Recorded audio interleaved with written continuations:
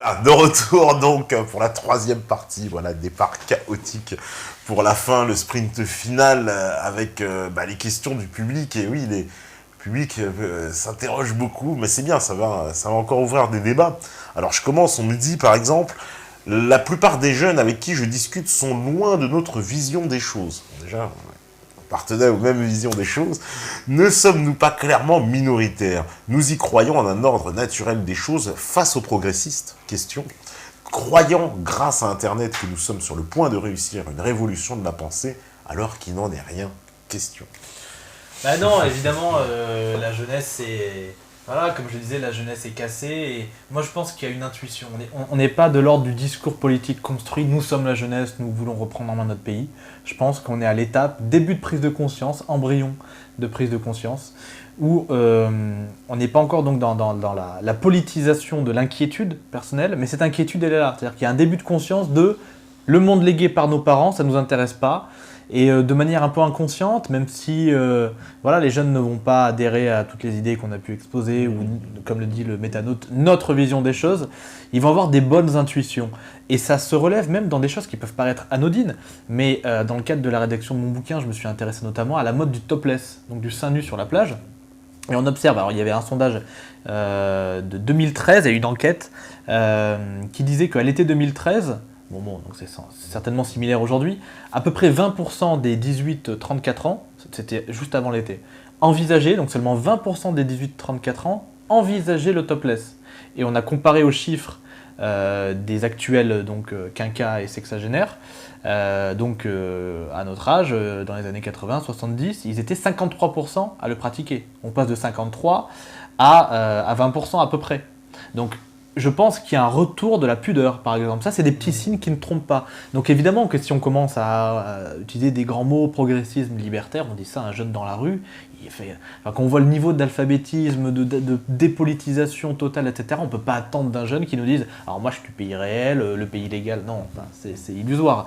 N'empêche que les jeunes, je pense, les jeunes femmes sur la plage sont plus pudiques, je pense que parce que les jeunes sont blasés de toutes les outrances libertaires de leurs parents. À un moment donné, une fois qu'on a montré ses seins, qu'on simule l'acte sexuel sur une scène de concert, etc., qu'est-ce qui reste comme ultime transgression? Il n'y a plus rien. Donc les jeunes sont blasés de cette espèce de spectacle dégoulinant de soi-disant liberté. Ils sont bombardés, l'hypersexualisation, ils sont bombardés, bien sûr, qu'à l'époque de leurs parents. Mais bien sûr. Donc moi je dis pas que les jeunes sont en train politiquement de tout comprendre d'un coup, c'est illusoire, c'est un fantasme. Ça ne peut pas se produire là maintenant tout de suite, c'est une prise de conscience, c'est progressif. Une prise de conscience, elle se fait à mesure que le monde d'avant est en train de s'effondrer. Et les jeunes sont en train de plus en plus de s'en rendre compte. Encore une fois, la différence entre une jeune fille d'aujourd'hui et d'une jeune fille qui a fait mai 68, c'est sûr qu'à l'époque, les 30 Glorieuses, le plein emploi, on avait le temps de parler d'union libre, de mariage à trois, de je sais pas quoi, de faire des expériences, parce que c'est un peu le privilège du bourgeois dans toutes les sociétés libérales. On a ce privilège comme ça de s'encanailler avec des fausses libertés, d'expérimenter des trucs. Aujourd'hui, les jeunes, c'est un luxe qu'ils n'ont plus. Ils sont dans la précarité, ils sont confrontés à l'immigration, ça veut dire qu'ils sont face à ce qui menace leur substance même. Il y a comme ça une cohorte de menaces face à eux, et donc on est dans l'idéal chez beaucoup de jeunes de construire déjà une famille, d'avoir une maison, d'être propriétaire peut-être un jour, etc. Et il ne faut pas mépriser ça, c'est quelque chose de profondément sain, c'est un retour au bon sens. Et donc je ne suis pas en train de dire que tous les jeunes ont un discours nationaliste bien rodé, mais simplement que déjà la base mentale, sociologique, minimum pour qu'on puisse parler avec notre langage, notre vision des choses à ces jeunes-là, elle est présente. Cette base, elle est là. Il peut y avoir un dialogue avec les jeunes, parce qu'ils ne sont pas aussi pourris idéologiquement que leurs parents. D'ailleurs, ce mot qu'on entend beaucoup dans les médias, de réactionnaire contre progressiste. Oui, mais ça c'est imbitable pour un jeune d'aujourd'hui. Alors, si le progressisme c'est la volonté d'imposer un progrès, d'augmenter l'humanité, comme le rêvent les transhumanistes, ceux qui sont partisans d'intégrer de l'intelligence artificielle dans les individus, ou des nanorobots en solution buvable. C'est génial et tout. Oui, ils pensent qu'il y a une hystérie là-dessus, comme sur les OGM, etc. Oui, alors d'ailleurs ce qui est très marrant, c'est de voir que ceux qui défendent le progrès sont maintenant des gens de droite. Alors que c'est une idée de gauche, le bouleversement de toutes les... Ah oui. Alors que, moi, philosophiquement, en tant que mec de droite, je me sens plus proche des zadistes de Notre-Dame-des-Landes que d'Hervé Mariton, de Nicolas Sarkozy, etc. C'est logique. La véritable écologie, elle est traditionnaliste, elle est conservatrice, bref. Donc, c'est marrant ce que tu dis. L'histoire nous permettra d'aller creuser ça. Alors on me dit bonsoir monsieur Langella, la jeunesse au pouvoir, mais de quelle jeunesse parle-t-on? Celle qui est profondément pro-européenne selon les médias de masse? Bon, t'as un peu répondu Voilà. quand même bon, à cette question, c'est un peu plus compliqué que ça. Mais c'est vrai que c'est ça qui fait peur. Quand on voit la jeunesse, celle-là, celle qui est très embrigadée dans ce carcan idéologique proche de ce que lui a inculqué en tout cas la doxa, j'ai pas trop envie de les voir arriver au pouvoir. Et presque je me dis, mais ils y sont déjà, c'est leurs parents et ils sont dans le même carcan. Alors, qu'est-ce qu'on peut en tirer de cela? Ben, je pense que les jeunes, comme ils sont désidéologisés par rapport à leurs parents, qui sont plus lucides sur la situation globale de la France, si on leur donne plus de pouvoir en politique, évidemment, il y aura plus de bon sens, de réalisme, j'en suis convaincu. Après, il est évident que la question de la démocratie, c'est une question institutionnelle et politique globale qui ne va pas se régler que par le droit de vote à 16 ans. Mais moi, je l'avoue, ça m'amuse aussi de parler de droit de vote à 16 ans. Pourquoi? Parce que c'est un levier pour affirmer que la jeunesse, majoritairement, on n'a pas à en avoir peur. Voilà, c'est un moyen de faire s'exprimer cette jeunesse et de dire donc qui n'emmerde pas le Front National, qui est profondément identitaire. Et donc cette question est quand même intéressante parce que ça rejoint la question de les jeunes, de toute façon, ils sont immatures, ils ne peuvent pas décider par eux-mêmes. Alors si c'est ça, pourquoi un vieux qui vote pour les mêmes escrocs depuis 60 ans et donc qui nous a mis dans la merde, devrait avoir encore le droit de vote? C'est comme le permis de conduire, à un moment donné on le sucre, quoi, ça sert à rien. Non mais si en fait le critère pour être un bon citoyen c'est être mature, enfin à 16 ans on peut conduire et on peut travailler. Hein. Donc je veux dire, alors si la maturité c'est par rapport au statut social, un jeune de 16 ans il devrait pouvoir voter. La conception originelle de la démocratie, c'est pas la maturité, ça veut rien dire la maturité. Il n'y a pas des idées politiques matures ou immatures, il y a différents idéaux. Il y a des socialistes, il y a des nationalistes, des conservateurs, des écologistes, des communistes. Et chacun se bat pour un idéal, a une vision des choses. Et voilà, il n'y a pas d'idées immatures. Donc moi quand je vois que ce sont les seniors qui depuis 40 ans votent pour les mêmes, et on le voit, Marine Le Pen elle fait moins de 10% chez les seniors à toutes les élections, c'est une catastrophe. Même Bayrou, c'est quand on lit tous les sondages, pour chaque élection, je veux dire, il passe pour un révolutionnaire au niveau des vieux. Ils sont ultra conservateurs, ils votent PS, UMP quoi. Ils votent PS, UMP, ils votent pour la conservation de l'ordre établi, en gros ils votent pour des gens qui ne vont pas susciter des situations révolutionnaires en France. Ils votent pour éviter que la poubelle devant la maison elle brûle. Concrètement, c'est ça. Et d'ailleurs, les politiques prennent en compte le poids électoral des jeunes, des vieux, pardon. Il y a un tiers des électeurs qui sont seniors. Les seniors sont majoritairement... la majorité des spectateurs de télévision sont des seniors, des lecteurs de la presse écrite sont des seniors. Ouais. Ça veut dire que la classe politique ne peut pas ignorer cette clientèle-là qui est majoritaire parmi l'électorat. Et donc ça pose la question, ce que je veux bien concéder, du manque de conscience politique de certains jeunes quand on voit l'abstention très forte chez les jeunes. Ouais.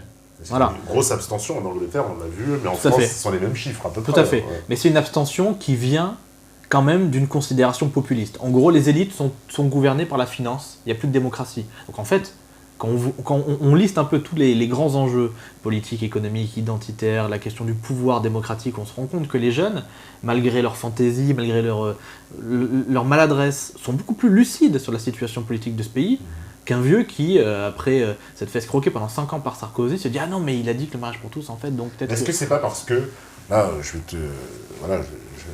je vais me remémorer, on va dire, mon époque upérienne où j'allais militer aussi dans la rue, et très vite, j'ai dégagé l'idée, j'ai compris que, finalement, quand on s'adressait à des gens qui dépassaient un peu la cinquantaine, sur ces questions d'Union européenne, c'était même pas la peine, on ne pouvait pas avancer, on n'arrivait pas du tout à les accrocher. En revanche, on voyait très bien que dès qu'on parlait à quelqu'un qui, on va dire, allez, je dirais plus 18-35 d'ailleurs, moi, enfin j'inclus les trentenaires aussi largement dedans, et eux étaient, alors là, à l'inverse, complètement ouverts, complètement...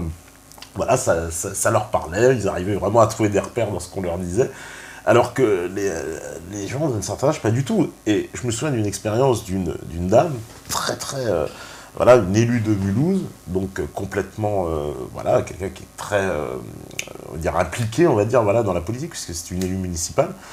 Et donc, après une grande discussion, voilà, justement, très très intéressante sur l'Union européenne, et au bout de 3 quarts d'heure, sur la place de la mairie, puis elle me dit « Mais vous savez, monsieur, tout ce que vous me dites là, c'est vrai peut-être, mais je peux pas remettre en question ce à quoi j'ai toujours cru toute ma vie. Voilà.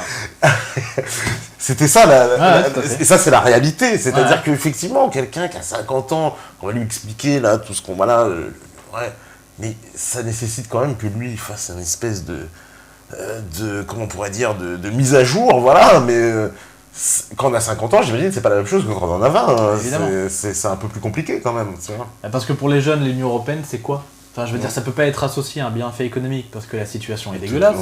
Ouais. Ça peut pas être associé à un bienfait pour la démocratie parce qu'ils sont pas tous idiots. Ils voient bien que quand on fait revoter les gens et puis ça va toujours pas, alors on fait passer par la voie parlementaire nationale des traités internationaux. Enfin, pour eux, ça ne veut strictement rien dire. Alors que pour quelqu'un qui soit la mémoire de la Seconde Guerre mondiale parce qu'il l'a vécu, soit ne l'a pas vécu, mais toute la famille, le foyer était marqué par cette image-là. Forcément, l'Union Européenne, c'est horrible, c'est l'URSS. Bon, lui, il a vraiment connu l'URSS, donc voilà, il faut aussi comprendre, c'est normal. Mais donc je pense que oui, la question de l'UE, c'est bien un sujet sur lequel les jeunes sont plus lucides. Après, moi, honnêtement, je m'indigne pas que les jeunes ne soient pas forcément... j'avoue que la question de l'UE, c'est pas une question particulière que j'ai bossé dans mon bouquin.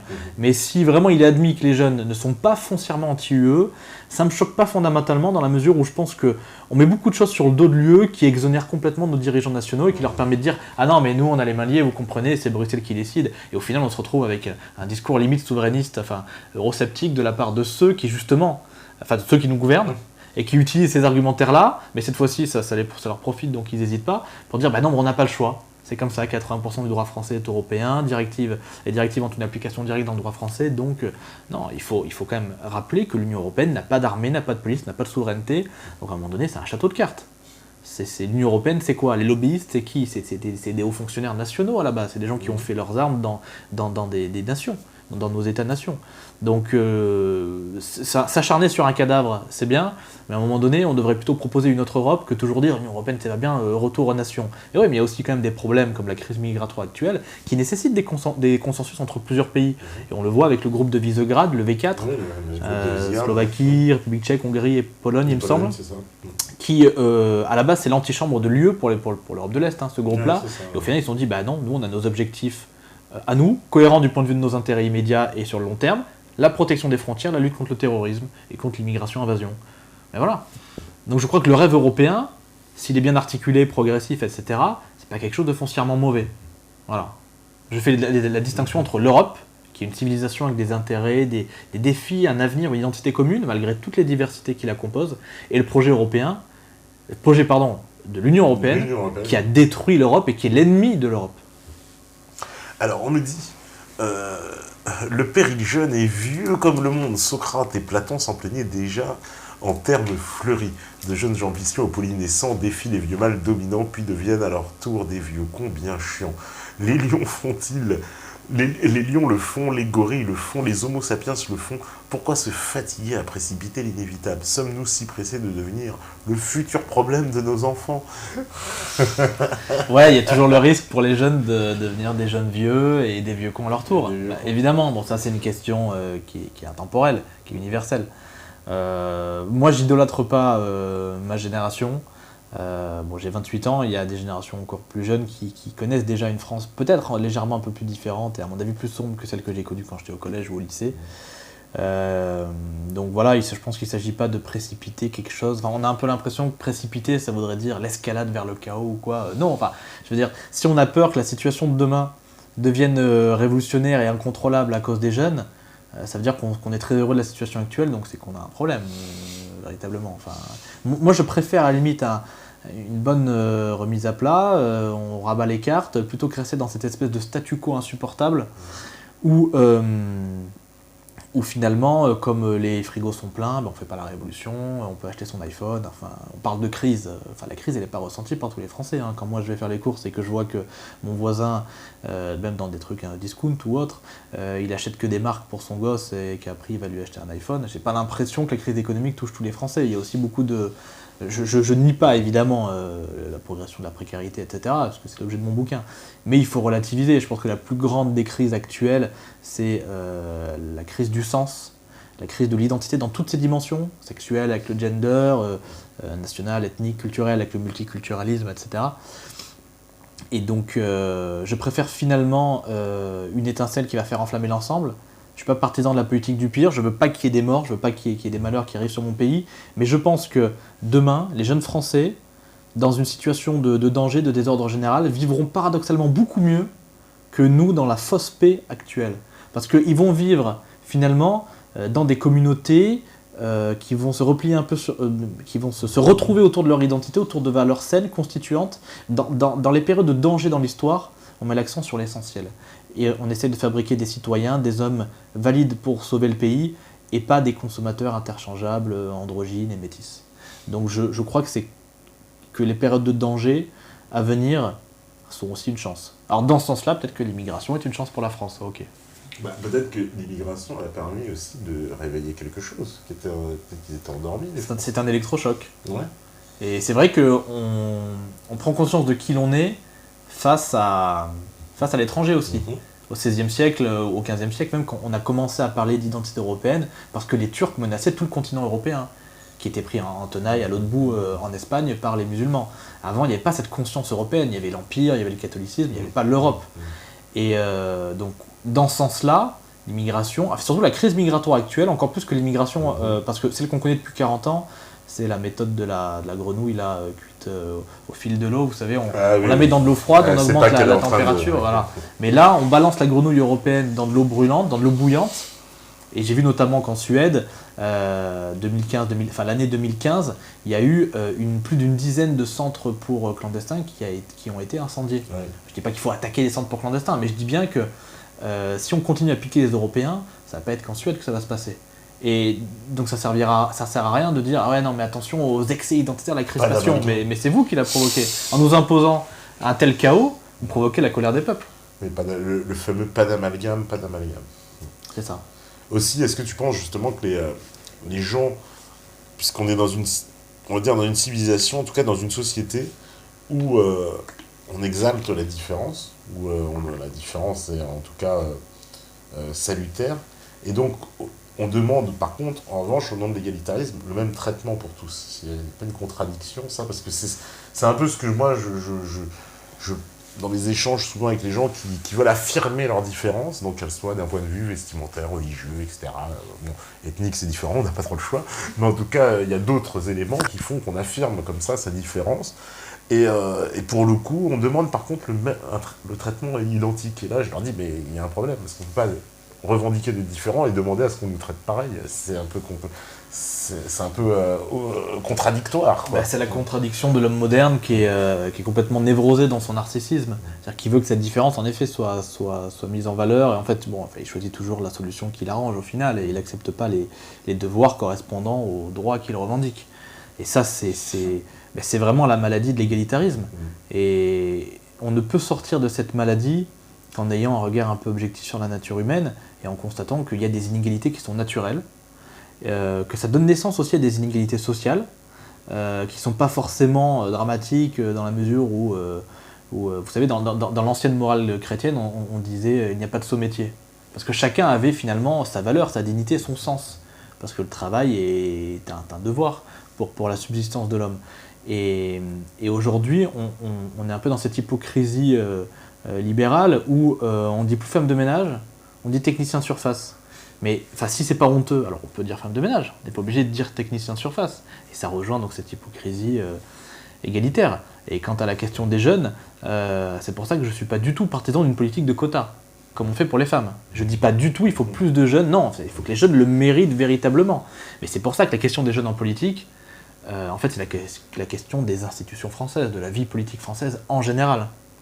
Est-ce que vraiment, dans cette société marchande et faussement démocratique, où le pouvoir est totalement confisqué par les puissances d'argent, et un pouvoir confisqué par les puissances d'argent, ça veut dire qu'il ne doit pas y avoir de conflit politique ou idéologique trop fort dans la société.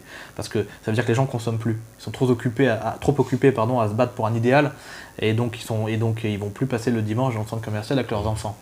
Donc les conflits idéologiques et politiques très forts, qui ne sont pas forcément souhaitables quand on voit la gueule du XXe siècle, mais qui quand même illustrent que l'homme est encore vivant, encore debout, il se bat pour quelque chose. C'est complètement contradictoire avec la société de consommation dans laquelle on vit. Donc j'ai envie de dire, la société libérale dans laquelle nous vivions, elle n'est pas forcément gauchiste, tout ce qu'on veut, elle est foncièrement amorale et apolitique au sens de l'absence de toute morale et de toute politique.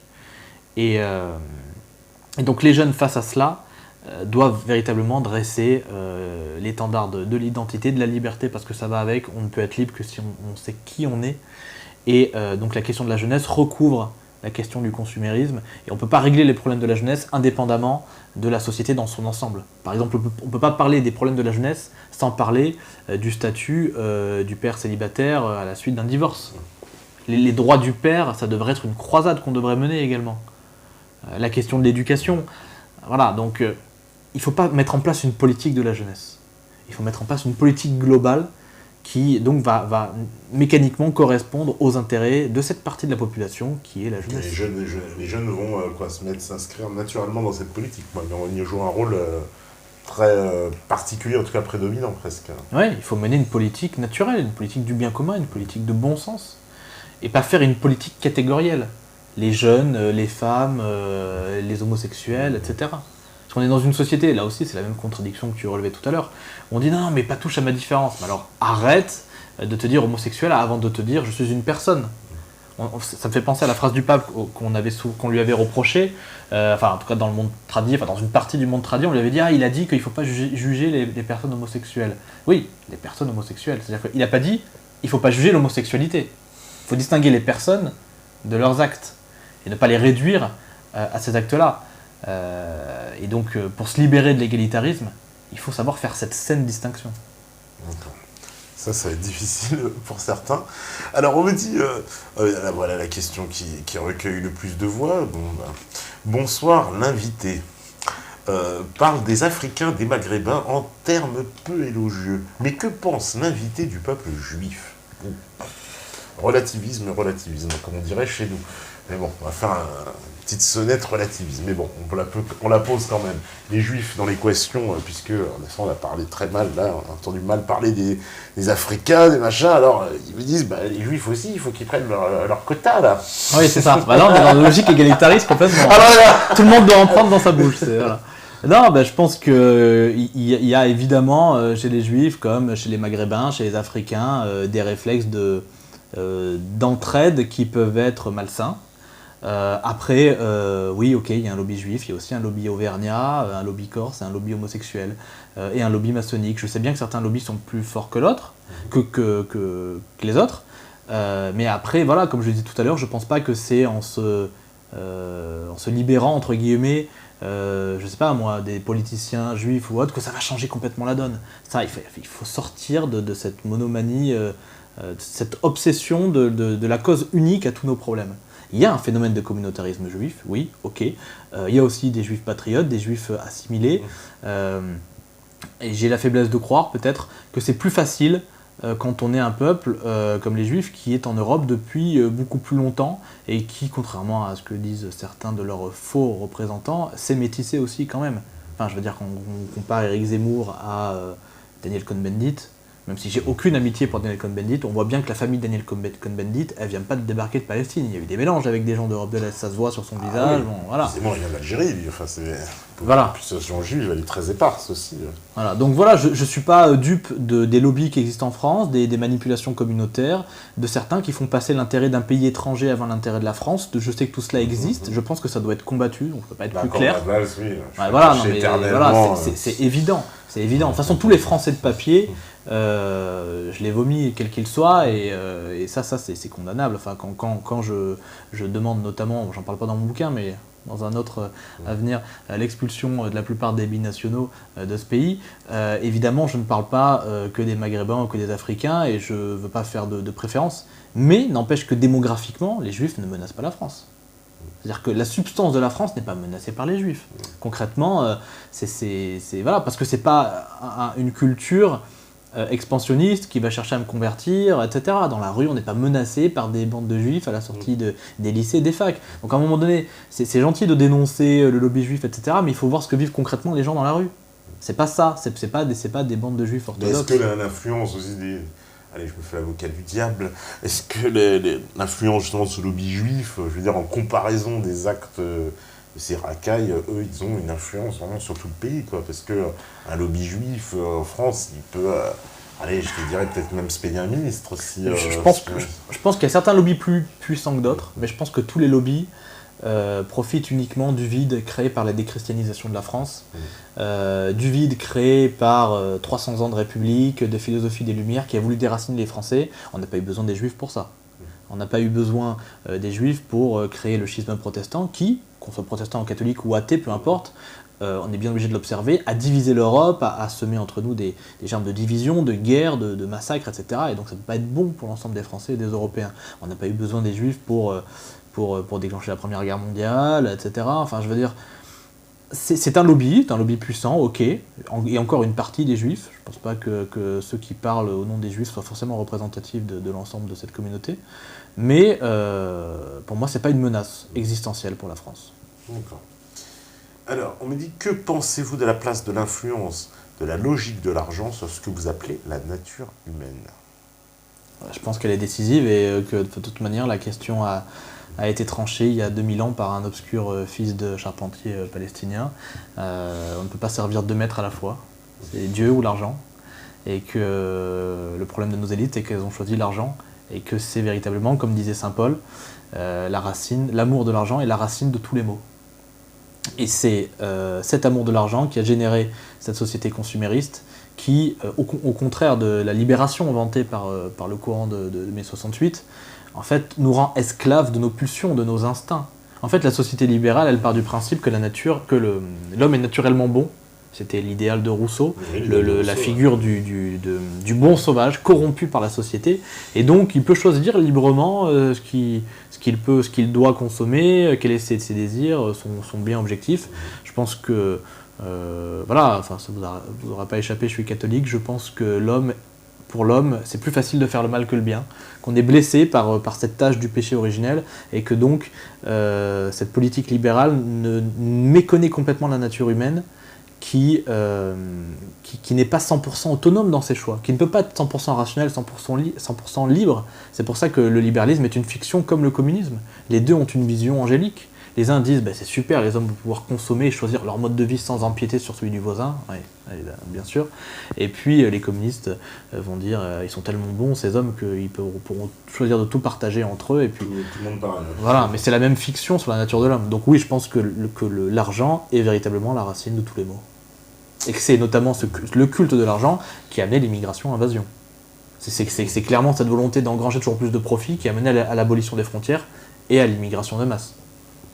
D'accord, on me dit, alors, vous parlez d'abandonner les dom-toms. En quoi réduire l'influence militaire de la France est-il patriote ? Bon, t'as pas dit abandonner les dom-toms, hein, donc c'est pour ça que je disais, c'est une émission, il faut peut-être préciser. Alors voilà, alors, je précise que je me fiche complètement de cette question-là. Pour moi, elle n'est pas décisive pour la France. Concrètement, au-delà de notre souveraineté menacée et grignotée, et complètement abolie, on pourrait dire, par l'Union européenne et par nos dirigeants nationaux qui l'ont vendue à l'Union européenne, donc c'est une question très importante, mais au-delà de cette question-là, il y a la question identitaire. C'est-à-dire qu'on n'est plus seulement sur le combat pour la souveraineté, on est le combat pour qu'il y ait encore des Français en France. Parce que c'est bien joli d'avoir un État-nation souverain avec un drapeau, cocorico, etc. Mais s'il n'y a plus de Français en France, c'est pas la France, quoi. Et donc je suis pas républicain, je pense pas qu'il suffit de déposer un brevet avec écrit France, de nationaliser des gens par décret, pour dire ils sont français, pour faire un pays, une nation. Une nation, c'est quelque chose c'est un être de chair, de culture, d'esprit. Et donc, les dom-toms, à mon avis, ne menacent pas la substance de la France. Il peut y avoir des gens qui ne sont pas de souche européenne, mais qui font partie administrativement de la France, à des milliers de kilomètres d'ici. Si c'est bon pour l'expansion, pour notre influence, et donc si c'est bon au final pour la métropole, ça ne me dérange pas du tout.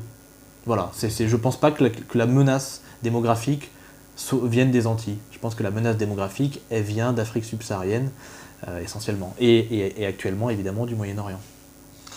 Alors, on me dit, que pensez-vous de la jeunesse anglaise qui insulte ses anciens pour avoir voté Brexit ? Bon, on en a parlé, que justement, c'était un peu...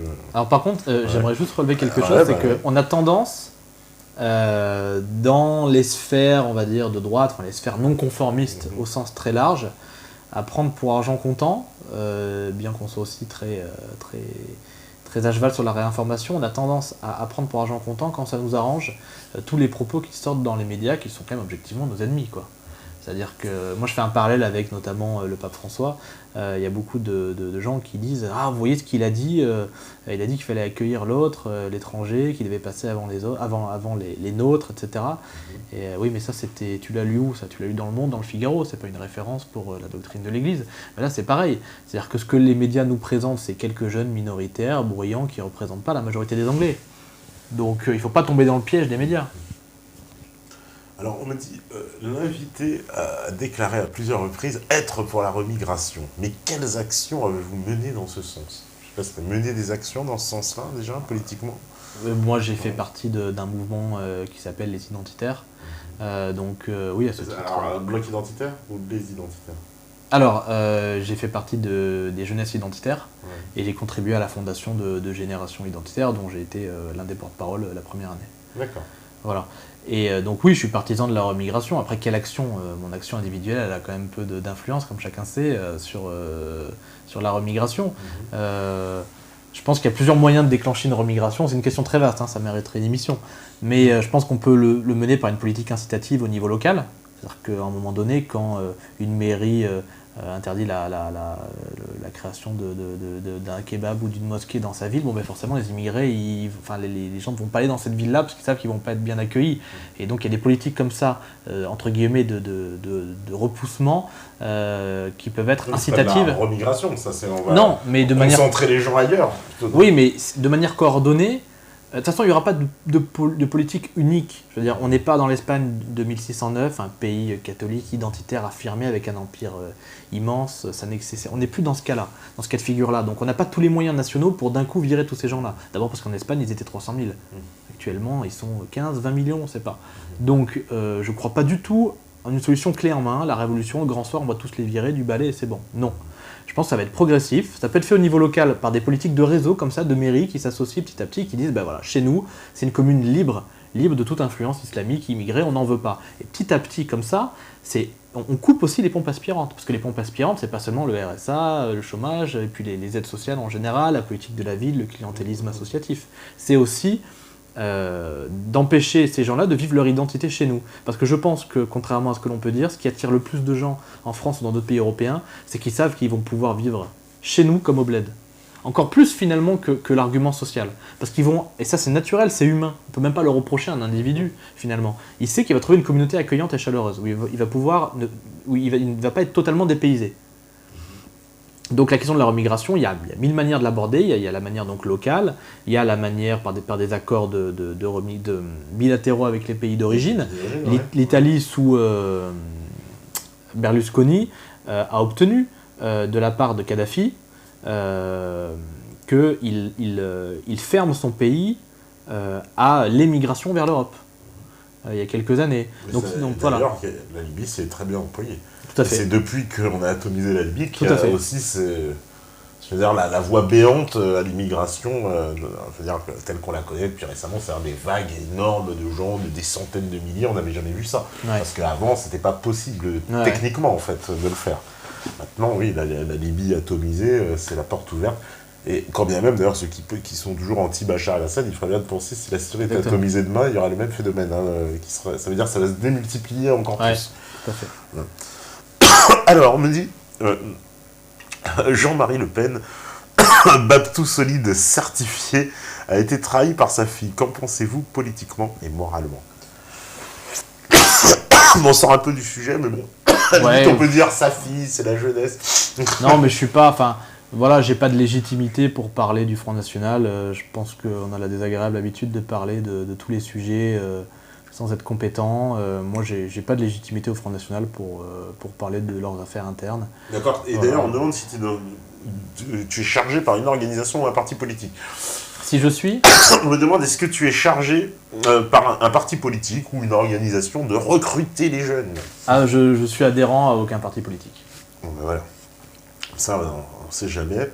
Alors, que répondrez-vous à quelqu'un qui vous traitera de raciste? Je ne suis pas raciste, je suis identitaire. Voilà, je pense que le besoin d'identité et de vivre dans un pays avec des gens qui nous ressemblent, selon nos lois, c'est une aspiration fondamentale du cœur, de l'esprit, de l'âme humaine même. Je pense qu'il n'y a rien de raciste là-dedans. Moi j'ai une position politique, j'ai pas une position haineuse. Voilà, je pense que Kémy Séba par exemple c'est un exemple. Après oui, je suis pour cultiver une mentalité un peu peut-être de culte de la force ou de la virilité de la communauté, parce que une guerre, une guerre non déclarée comme beaucoup malheureusement d'immigrés l'ont formulé à l'égard de la France depuis qu'ils vivent chez nous de manière bien ingrate. À un moment donné, c'est pas seulement une guerre physique, c'est une guerre psychologique. Il faut savoir en imposer, et c'est pas la peine forcément d'être dans comment dire, une sorte d'hygiène du corps d'une autre époque, mais simplement de savoir dire non et de ne pas baisser les yeux.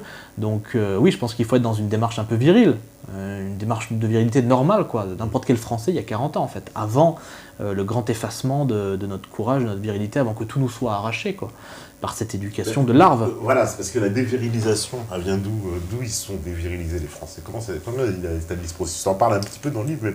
Je pense que les Français, comme beaucoup d'autres Européens, ont été littéralement épuisés, vidés de leur force par deux guerres mondiales qui constituent une seule et unique guerre civile européenne.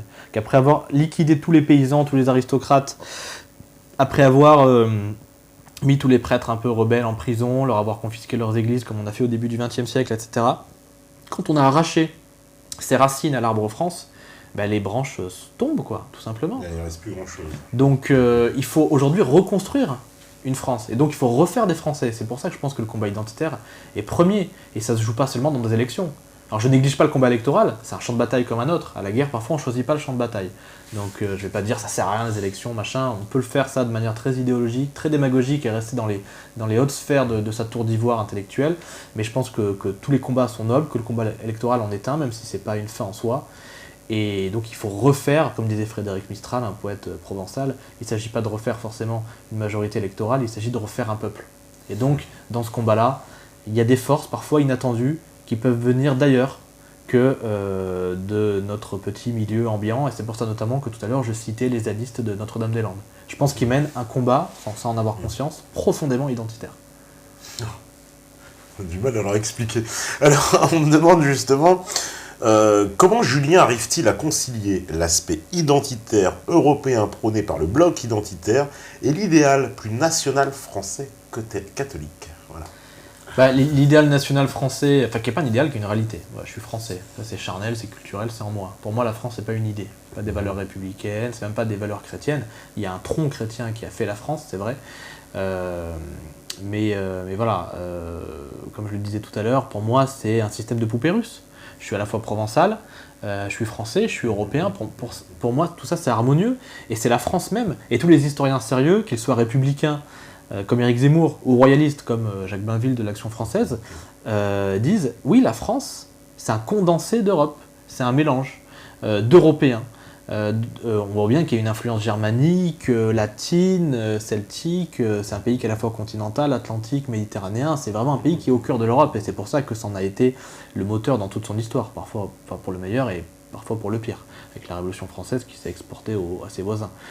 Donc, étant français, je ne peux être que européen. Parce que pour moi, un Français ne peut être que européen. Il peut y avoir, comme le disait De Gaulle, je ne suis pas gaulliste, mais là-dessus, il n'avait pas tort, des Français d'autres origines. Mais pour que des étrangers puissent devenir français, encore faut-il que la France reste majoritairement blanche. C'est là en fait où, quand on oppose artificiellement racialiste et assimilationniste, c'est ridicule. C'est comme le dit si bien Zemmour, pour qu'il puisse y avoir des gens qui s'assimilent à une France, encore faut-il qu'il y ait des vrais Français. C'est-à-dire que pour qu'un Africain devienne un Français, il faut qu'il soit dans un milieu bien gaulois. Et là, en effet, oui, il pourra le devenir. Donc je ne suis pas un racialiste obtus, mais je pense que ces deux positions, on a tendance à tout voir sous forme de dialectique aujourd'hui. En réalité, sont complémentaires. Et donc l'aspect catholique, selon la doctrine de l'Église, il y a un 4e commandement qui est très clair, le 4e des 10 commandements, qui est listé dans le livre de l'Exode, dans l'Ancien Testament, « Honore ton père et ta mère ». Et l'Église catholique dit « Ce devoir s'étend à toute la famille et à la patrie ». Parce que honore ton père et ta mère, ça veut dire honore ceux qui t'ont donné naissance, et au-delà, donc symboliquement, la nation qui t'a donné naissance en te transmettant une culture, un héritage, une histoire, une spiritualité, etc. Et c'est notamment saint Augustin et saint Thomas d'Aquin, et en fait tous les grands sages de l'Église le diront, il y a un ordre dans la charité. On doit d'abord aider son prochain avant d'aider sont lointains. On doit aider, dit saint Augustin, tous ceux par lesquels nous sommes unis à des liens très particuliers. Et ça ne veut pas dire être exclusif. C'est la priorité dans la charité, mais on n'est pas exclusif. C'est-à-dire que c'est comme le bon samaritain qui croise un malade sur la route, ben il va le soigner. Il l'amène dans le Nouveau Testament, c'est ça, il le soigne, mais il ne le ramène pas chez lui. Il le soigne et on imagine ensuite que le malade rentre chez lui, mais il ne l'amène pas chez lui, il ne donne pas à manger et il ne le laisse pas dormir dans la couche de sa fille. Voilà. Et alors qu'aujourd'hui, on a une politique migratoire qui est une politique antichrétienne, qui est l'inverse de l'exemple du bon samaritain. Et c'est très intéressant d'ailleurs l'épopée du peuple juif dans la Bible, parce que c'est une épopée nationale qui parle d'enracinement et de retour à la terre promise. Et donc moi je trouve ça vachement identitaire. C'est le moins qu'on puisse dire. Alors, les hippies d'hier sont-ils les réacs d'aujourd'hui ? Malheureusement, je n'ai jamais vu un réac de 20 ans se décoincer sur le tas. Depuis bientôt 30 ans, les 68 arts nous assènent. Qui n'est pas communiste à 20 ans n'a pas de cœur, qui n'est pas communiste à 40 ans n'a pas de cerveau. Quant aux nostalgiques de l'autoritarisme du XXe siècle, ils sont comme qui dirait nés à 40 ans sans cœur et sans reproche. Pour eux, l'avenir c'est le passé. Et l'histoire nous apprend que la lutte est vaine. N'avons donc nous rien de mieux à faire que de se battre pour un bâton merdeux de maréchal. Tiens, bon, ça, c'est son opinion. Mais voilà, est-ce que, il dit quelque part, bon, moi je vais essayer de synthétiser la question parce qu'elle est un peu longue, est-ce qu'on n'est pas en train justement de se battre, comme il dit, pour un passé qui n'aura plus jamais de réminiscence, quoi. Hein, j'en parlais, moi j'échange beaucoup avec les métanautes, et il y en a qui me disaient justement par rapport à cette vision par exemple racialiste des choses, ils me disent mais c'est déjà dépassé.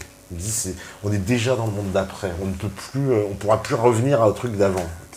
Oui, ça dépend, il faut définir ce truc d'avant concrètement. C'est-à-dire en gros, peut-être ce qu'il dit, la nostalgie d'une France toute blanche partout, machin, toute unie, tout ça, quoi, que finalement on se dit, mais il se dit comment est-ce qu'on peut arriver à revenir, c'est plus possible, quoi. Il dit c'est terminé, le combat il n'est plus là. Ouais, mais si les Hongrois dans les années 50 s'étaient dit la même chose à propos du communisme, il n'y aurait plus de Hongrie aujourd'hui. Enfin, je veux dire, à un moment donné, une chose ne cesse pas d'être vraie parce qu'elle semble de plus en plus difficile à réaliser. La justice ne varie pas selon sa faisabilité, selon le fait qu'elle soit facile à rendre ou non. Quelque chose qui est vrai, qui est bien, le reste de toute éternité. Et moi je pense que une société en paix ne peut être qu'une société homogène d'un point de vue ethnique et culturel. Avec, pourquoi pas, quelques apports à la marge, mais encore faut-il que ces apports en soient vraiment. C'est-à-dire que les grandes invasions à la chute de l'Empire romain, ça nous a apporté des choses concrètement. Il y avait dans les peuples germains une culture technique, donc dans le domaine agricole, de l'orfèvrerie, dans le domaine militaire, qui nous a apporté quelque chose. Aujourd'hui, l'immigration afro-musulmane, c'est quoi son apport à la civilisation européenne ? Voilà. C'est ça. Il y en a qui vont trouver ça bien. Oui, mais je pense que toutes les immigrations ne se valent pas, et je pense qu'il y a quand même des grands principes. Et donc je ne vais pas cesser de croire en une France blanche parce que ce serait définitivement perdu. Enfin, je veux dire, si on pense comme ça, il faut se suicider. Il ne faut pas regarder ton émission, il ne faut pas lire de bouquins, c'est fini. Pour la France blanche, c'est raté si je regarde mon émission quand même. Je suis déjà dans le monde d'après. Alors, par contre, juste un élément, ouais. Moi je ne ressasse pas un idéal. Je ne pense pas qu'il faut ressasser un idéal. Je pense qu'il faut essayer de ressusciter un état d'esprit qui a donné naissance à une société. Mais il ne faut pas essayer de reproduire la société d'avant. Là où je suis d'accord, c'est qu'il ne faut pas essayer de reproduire hypocritement les institutions d'avant, les titres d'avant. En gros, il ne faut pas faire de la reconstitution historique. Ouais. La politique, c'est pas ça. La politique, c'est pas une reconstitution de tournoi de chevalerie médiévale. C'est retrouver l'esprit qui a donné naissance à la chevalerie. L'esprit du service, du don, de la défense du faible. La chevalerie, c'est ça. C'est pas porter un bouclier et une épée dans la rue en 2016. Donc il faut... c'est Gustave Thibon qui disait « Je ne veux pas conserver ce qui fut, mais je veux m'élever vers ce qui demeure. » Voilà. Oh, c'est joli. On m'a dit les guerres civiles à caractère ethnico-religieux apparues au XXe siècle, avec pour exemple la Tchétchénie, le Rwanda ou encore la Yougoslavie, ont démontré que l'humanité de chacun disparaîtra quand tu es obligé de tuer ta famille, ton voisin, avec qui tout allait bien, car un décret l'a demandé. À la fin de la guerre, la France dégringolera au niveau dans le classement des pays du tiers-monde. Et c'est déjà le cas à cause de l'Europe d'aujourd'hui et des rancunes qui mettront des décennies à disparaître.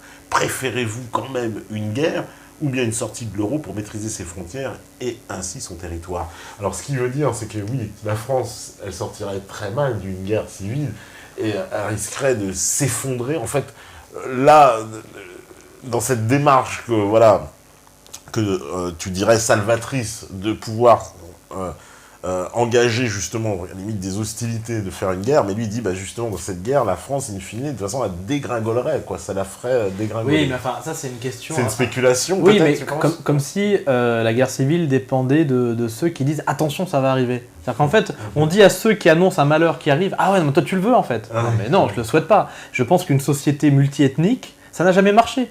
Ça ne fonctionne pas. Quand on dit « ah mais le Liban, ça marche bien », vous plaisantez. Le Liban, c'est des millions de réfugiés palestiniens, réfugiés, comme ce qu'on vit actuellement, des soi-disant réfugiés, donc la similarité est quand même intéressante, qui sont installés au Liban et qui ont utilisé donc, une partie du Liban pour attaquer Israël. Je ne dis pas qu'Israël n'est pour rien dans la déstabilisation du Moyen-Orient, bien au contraire, je pense que ça a suscité plus de problèmes qu'autre chose. Mais la réalité, c'est ça, c'est que les réfugiés palestiniens ont constitué des bases et ils ont utilisé donc, le Liban comme terrain de jeu et aujourd'hui, la majorité du Liban est musulmane.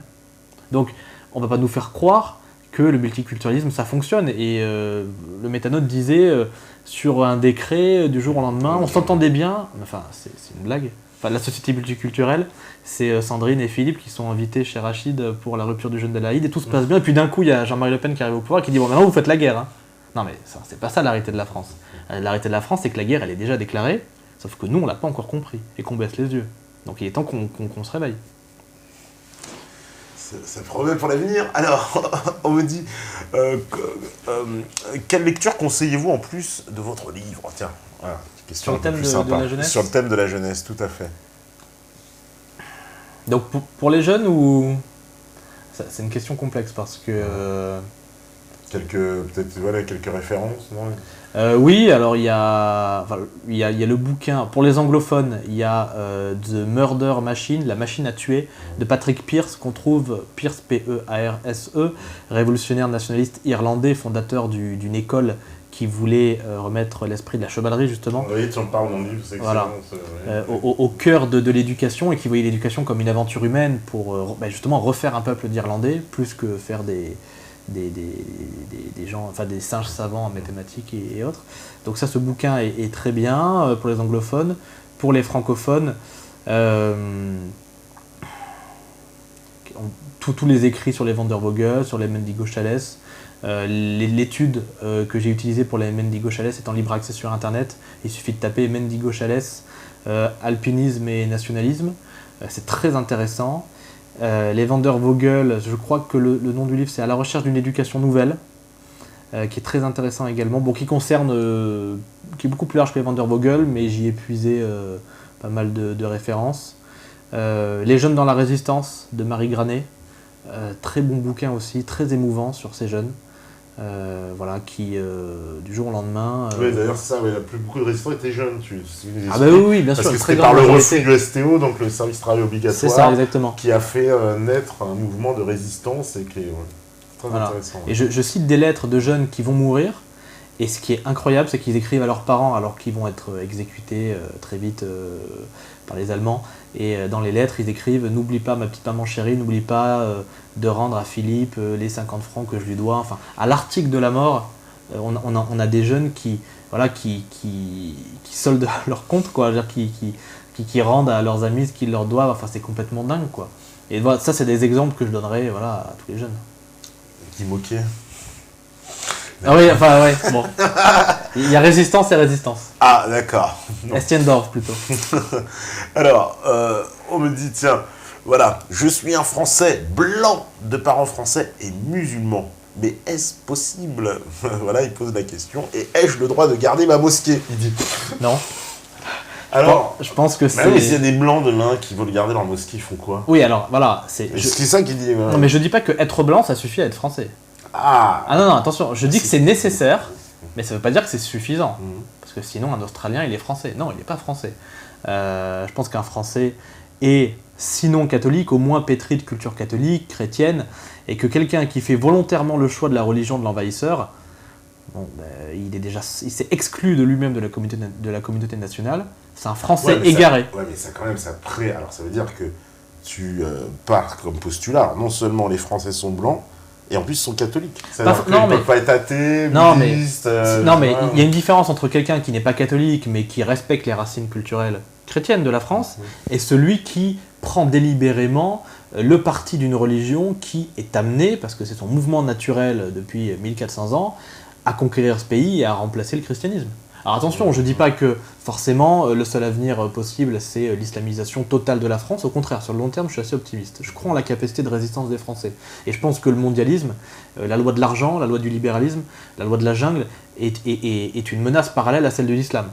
Voilà. Je ne suis pas un néoconservateur, je ne suis pas un laïcard, voilà. Mais il est clair qu'il s'est auto-exclu de la communauté nationale. Mais Voilà. est-ce que le concept de nation, parce que finalement, quand on prend l'histoire de la France, et l'histoire un peu de toutes les sociétés, on s'aperçoit que dans la France de la monarchie, les gens n'ont pas un sentiment d'appartenance à un pays, mais on appartient plutôt à sa province, on est attaché voire à son chef-lieu, voire à son village. D'ailleurs, voilà, c'est plutôt un esprit de guerre de chapelle, comme on dit en France. Le fait de l'appartenance nationale, c'est quelque chose qui est beaucoup plus récent qu'on ne le pense. C'est le 19e siècle, on va dire. Hein, quoi. Oui, alors c'est compliqué Voilà. parce qu'il y a plusieurs types de patriotisme. Il y a Jean de Viguerie qui a écrit un bouquin que je conseille qui s'appelle Les deux patries et qui dit il y a deux manières d'envisager la France. Il y a la manière révolutionnaire, républicaine. La France est une idée. Il suffit de vouloir vivre ensemble, d'avoir les mêmes idéaux de liberté, d'égalité, de fraternité. Et puis il y a la vision plus enracinée, plus charnelle. Un pays, c'est un clocher, une terre, une langue, une culture, des liens humains, des liens sociaux tissés depuis des siècles, une chaîne d'ancêtres qui mène à des héritiers. Et donc la nation est essentiellement un héritage et pas un pur fruit de la volonté.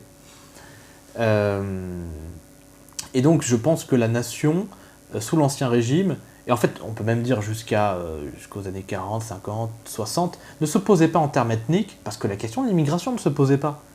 Tant qu'on n'est pas confronté à une immigration d'un autre continent dans un nombre important, c'est sûr qu'on ne se pose pas de la question de sauver la France blanche, puisqu'elle est blanche, quoi. Donc voilà, je veux dire, c'est des circonstances qui nous ont imposé de nous rendre compte qu'en tant que blancs, nous sommes différents des autres, en tant qu'Européens. Voilà, enfin je veux dire, je suis pour rien dans l'immigration-invasion, quoi. Non, bien sûr, mais est-ce que c'est ça, quoi? Est-ce que l'attachement aujourd'hui, ça se pose comme ça? Donc, bon, demain, on va dire que s'il y a une remigration massive qui se fait, est-ce que pour autant on va revenir à la France d'avant et les gens vont se sentir plus français, tu penses? Je pense qu'il faut... il faut pas résoudre la question identitaire à la remigration. C'est essentiel, mais il faut aussi refranciser les Français. Ah oui, oui. Bah, Mais ça, est-ce que ça commence pas par là, justement? Non, mais c'est les pas deux ensemble. l'un n'entraîne pas l'autre. C'est que c'est ces deux politiques parallèles à mettre en œuvre. Quand il y a une politique urgente de salut public à mettre en œuvre, on n'attend pas que les Français soient forcément disponibles pour la. Enfin, je veux dire, la vérité n'attend pas, quoi. La remigration, si on l'envisage pas le plus rapidement possible, c'est la guerre civile qui arrive. C'est ceux qui nous disent on peut être musulmans, catholiques et coexister ensemble qui créent la guerre civile. C'est eux les promoteurs de l'assassinat de masse, de la guerre civile. Ceux qui nous disent mais non, il faut se réconcilier. Mais de toute façon, la question ne se pose pas. Je ne suis pas fâché avec eux. On est juste différents. J'ai pas de haine contre eux. On est juste différents et toutes les expériences historiques de cohabitation ont échoué. Donc voilà, qui prône la guerre civile? Ceux qui disent allez, vous vivez ensemble, vous vous métissez parce que c'est l'avenir de l'humanité. C'est eux les promoteurs de la haine de la diversité, de l'identité, de l'enracinement. C'est pas nous, les identitaires au sens très large, ceux qui veulent défendre l'identité de leur pays. Donc je pense que la condition ethnique, puisque c'est ce qui est en jeu, je vois bien, est un des éléments indispensables de l'identité. C'est pas suffisant, mais c'est nécessaire. Mais est-ce que c'est indispensable? Oui. Indispensable. C'est-à-dire, en fait, un noir peut pas être français. Non mais voilà, mais c'est ça. Non mais le problème c'est que est-ce qu'on parle... Je suis obligé de... Oui, mais c'est parce qu'on n'arrive pas en fait en France aujourd'hui, enfin toute l'Europe, on n'arrive pas à réfléchir à plusieurs niveaux, quoi. C'est qu'il y a le niveau individuel. Ok, un jour j'ai rencontré dans la rue un noir qui a été gentil et il me dit bonjour monsieur. Enfin, c'est pas pour ça que l'ensemble des Africains sont des gens polis, aimables et sont les futurs Diderot, quoi. Enfin, Oui. faut arrêter. La majorité des immigrés afro-musulmans, je pense, sont hostiles à la France sans même le vouloir. C'est comme ça et ils vont pas changer parce qu'ils n'ont pas de raison de changer. Ils sont en rapport de force démographique supérieur.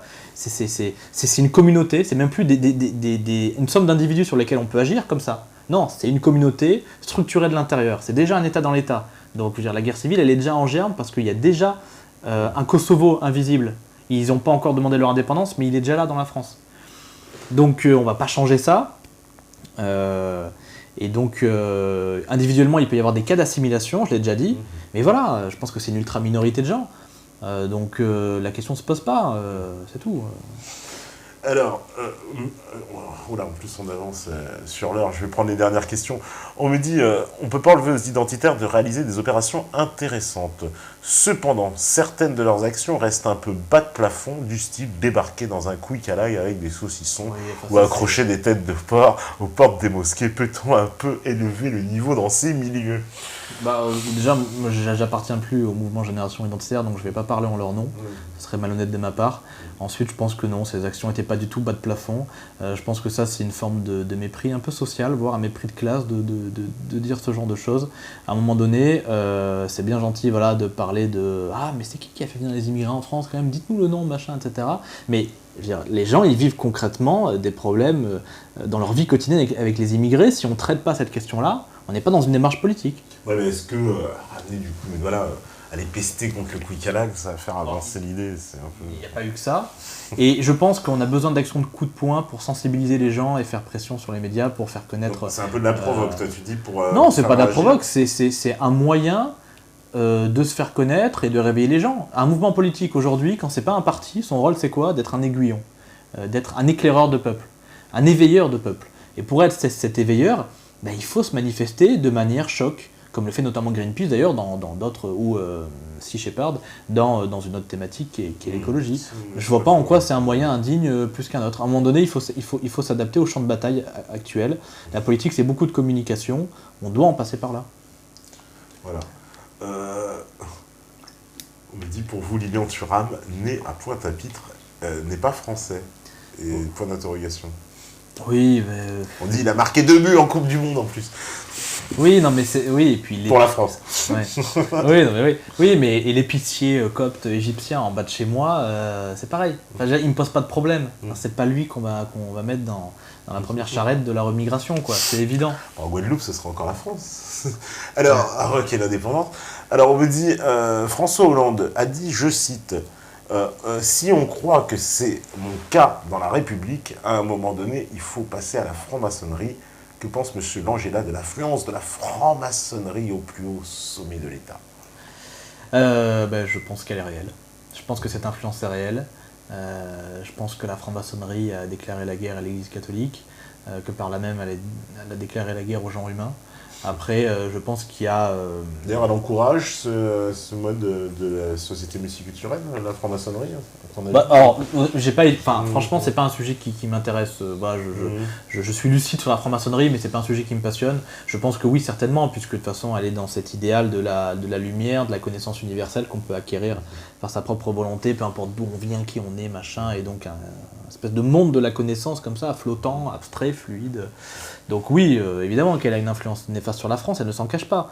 L'avortement, la contraception, dans pas mal de bouquins écrits dans les années 70, notamment l'ancien grand maître de la GLF, de la Grande Loge de France, l'avait revendiqué. Donc voilà, je veux dire, c'est même pas une théorie du complot, c'est écrit, c'est publié. Voilà, oui, la franc-maçonnerie est une société qui, à mon avis, dans un état sain, il faudrait dissoudre. Alors, ce qui veut dire, parce que là, il demande une précision, il demande si on choisit une autre confession, alors des Français de Blanchous qui choisissent une autre confession que le catholicisme, est-ce qu'ils sont toujours français?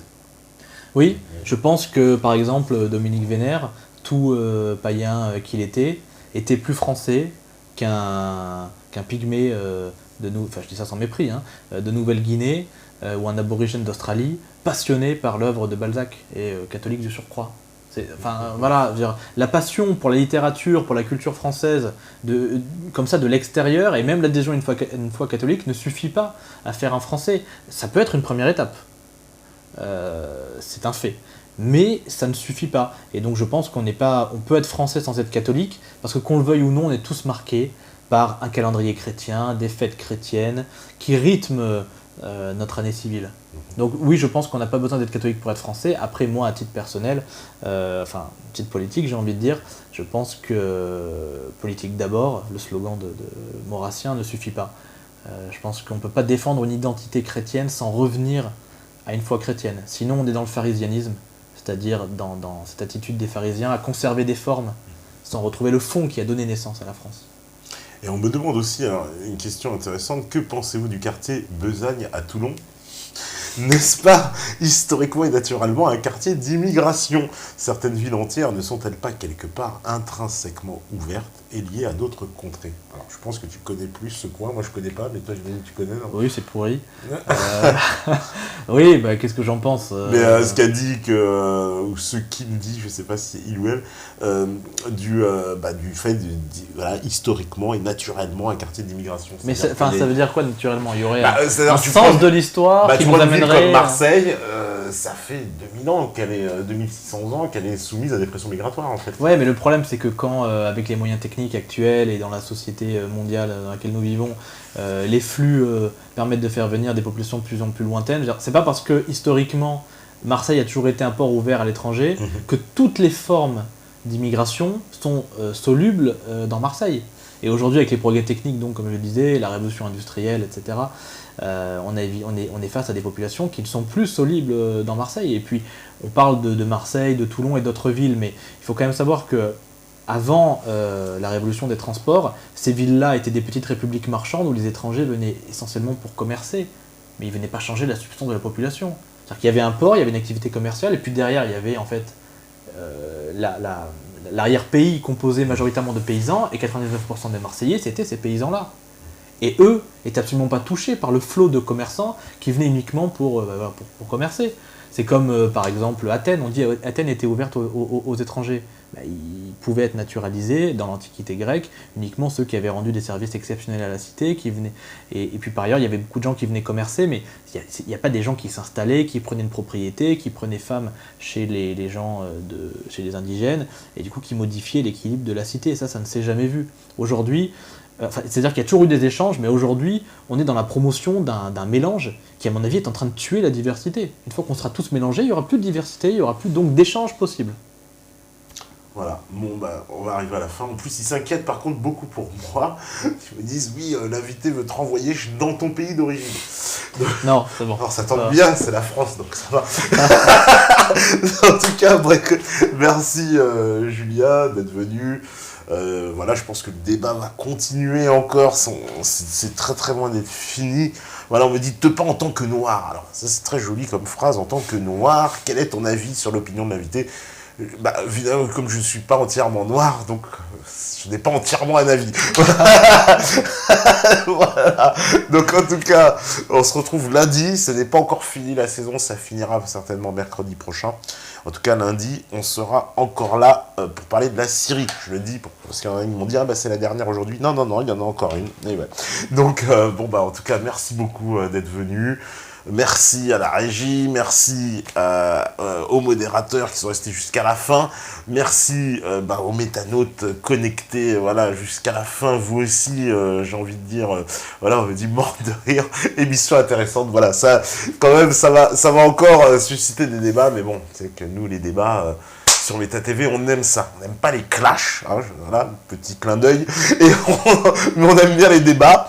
Et donc, en tout cas, on se retrouve lundi. Et d'ici là, forcément, puisqu'on est en France et ils écoutent ce message-là en ce moment même, c'est que c'est la résistance. Ciao, ciao, ciao.